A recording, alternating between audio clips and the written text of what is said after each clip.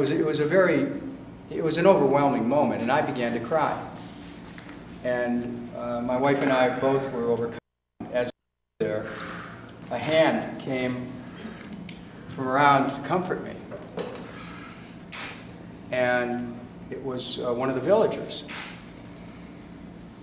And so I got my composure and stayed at the site for a second, and then we moved with the villager to the next grave, where there was a picture of a woman and 3 children.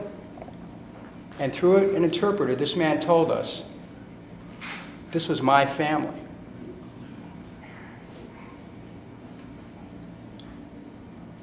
The moment, the humanity of this man who was just comforting us a moment ago, it was really overwhelming to be able to experience that. And so we stayed with him for a moment, and then walked with him across the street, through a narrow alley, over a huge mound of rubble, and down to the place where the bomb dropped and killed these women and children. And there was still clothing in the rubble. There were still bomb fragments in the rubble. A crowd gathered very quickly. Word spread through the village. There's an American congressman here. About 50, 60 people came like that. The scene was lit. There was no electricity in the village, but the scene was lit by these small bikes with their headlights. And as Elizabeth and I stood there and the crowd gathered, people started to call out to us. And we didn't have any security there. They started to call out to us. And what they said, I'll never forget as long as I live. Tell the American people we love them. Tell the American people we love them. We don't hate America. We love America. We don't like what your leaders do, said another. Another voice. We don't hate Israel. We want to live in peace. We were standing in the rubble of where a bomb had killed dozens of people, most likely sons and daughters and wives of people who were in that crowd. And they showed a capacity for forgiveness and love that was fairly astonishing.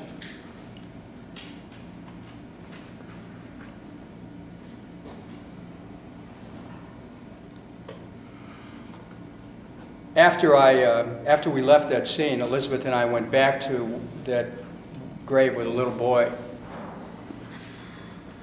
was buried. And I got down on my knees, and I said a prayer, and I made a promise.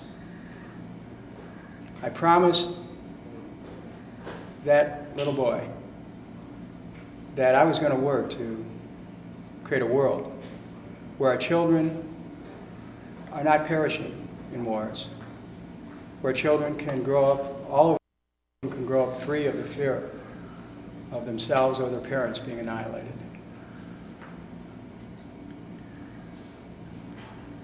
Before I left the village, people gave me a 40-pound fragment of a bomb, of the bomb that killed these families, and I took it back to the United States. And it's in my Washington office. Put it right there where I see it every day. And right next to that fragment, I have the dog tags of the 3 Israeli soldiers who were kidnapped. Because, my friends, that's the parentheses on a major tragedy. I got those tags from the mothers of those soldiers. It's a parentheses on a huge human tragedy. Our country deserves leadership which understands the imperative of human unity, which can reach out to leaders of all nations, whether we agree with them or not, and find a path to peace. I made a promise, and I intend to keep that promise. Thank you.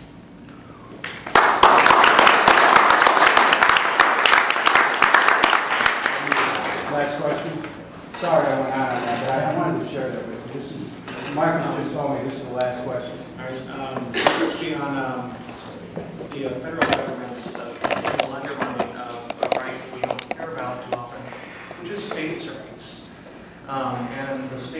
rights to choose where they want to go and what they want to do, like relating to drugs or whatever. But the federal government's use of Commerce Clause to override just about anything it doesn't like the states doing. Give me a specific example. Okay, the war on drugs and the medical marijuana. Right. And the states that have passed that, and the federal government's usurping of the states' rights. When that happened in 2003, I believe it's first grade, 2004, I was, at that time, I was the only one running for president who stood up and condemned those raids. Because compassion requires that when someone needs something to deal with their pain, and doctors find that that's an effective way to do it, frankly, should be in the government's business. I mean, you know, it's really, that should be included in the list of narcotics that doctors should be able to prescribe without fear of having to be prosecuted. To me, this is a, you know, this begs a wider debate and over drug laws, period. As President of the United States, I did everything I could to knock down these mandatory minimums that are causing people who would abuse drugs to be in prison for much of their lives. I also have a different view of these drugs, and that is we have to look at drug abuse as a health problem, as a physical and mental health problem, more than a criminal justice problem. Because people need to be given a chance to reclaim their lives. Now, I can stand here and say, look, I never did drugs, okay? I mean, I never wanted anything that would interfere with my consciousness for a moment. But if people have done drugs, they need help. And they need a way out. And if people are pushing these, they're selling this stuff by the carload, you know, that's a whole different thing. You know, they should be prosecuted. And I think that we really have to have more sane policies on it. And you have to do it through education, too. That a president who can speak to the American people, especially young people, on this issue of substance abuse, I think can go a long ways towards encouraging our children to make better choices. I mean, we have to get into deeper questions. There's some philosophical questions here, even spiritual questions. Why do we have so many people who are abusing substances? You know, does what we know as reality today have such a sharp cutting edge that it's too painful for people to stay with it? It could be. And yet, you know, we don't have leaders who are asking these kind of deeper questions because, you know, they have other things on their mind. Well, let me tell you, you know, you raise a question, anyone who wants to lead this country better be able to go in depth into these discussions and do it with compassion. We don't have to beat ourselves up. We have to have the ability to forgive each other for the choices that we may have made, but at the same time show people the path to wider choices. That, by the way, in a closing remark here, is what the Department of Peace is all about. Let me tell you about this. It's H.R. 808. I want you to think about the problem in American families. Domestic violence. All of us know something about it. I mean, I have a book coming out in about a month that talks about violence that occurred inside of a home. Child abuse. Spousal abuse. There's so many casualties in our society. People don't have help. A Department of Peace would provide counseling, would provide assistance for families that are struggling with the violence inside the homes. Because violence in a microcosm inevitably becomes violence in a macrocosm.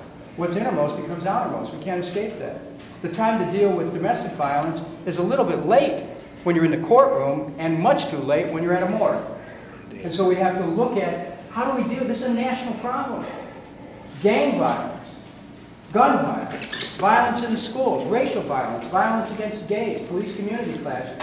We have so many symptomatologies of violence in our society. As president, I call upon our society to unite to address these issues that are wrecking families and communities, but to do it with compassion, not beating each other up. That's the antidote to a peaceful approach, but through actually using the tremendous wellspring of